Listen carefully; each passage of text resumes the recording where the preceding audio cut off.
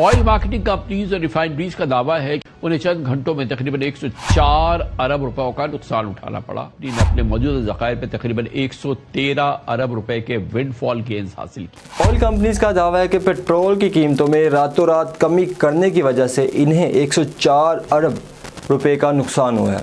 इनका कहना है कि इनके पास तकरीबन 20 दिन का स्टॉक मौजूद था जो इन्होंने ज़्यादा कीमत पे ख़रीदा हुआ था।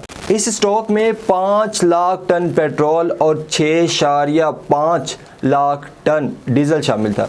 अब चूँकि पेट्रोल और डीजल की कीमतों में काफ़ी कमी कर दी गई है, पेट्रोल 74 पे सस्ता हुआ है और डीजल 67 रुपीज़ सस्ता हुआ है, इसलिए इन्हें ये ज़ख़ीरा कम कीमत पे फ़रोख्त करना पड़ रहा है, जिसके बायस इनके मुताबिक इन्हें 104 बिलियन का नुकसान उठाना पड़ रहा है। इधर ये सवाल भी उठता है कि जब 6 मार्च को पेट्रोल और डीजल की कीमतों में तकरीबन 55 रुपये फ़ी लीटर इजाफा किया गया था, तो इस वजह से ऑयल्स कंपनी को तकरीबन 113 बिलियन रुपए का इजाफी मुनाफा भी हुआ था।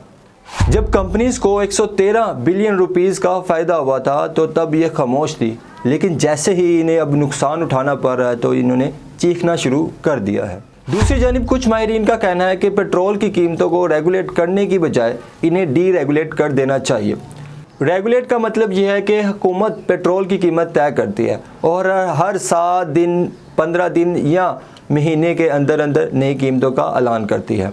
जबकि डी रेगुलेट का मतलब यह है कि अगर आज आलमी मार्केट में पेट्रोल कम कीमत पे ख़रीदा गया है तो इससे इसी दिन या इसी रात इसका फ़ायदा आम सार्फिन तक पहुँचाया जाए और कीमत कम की जाए, और इसी तरह अगर पेट्रोल महंगा ख़रीदा गया है तो इसी दिन कीमत में इजाफा किया जाए।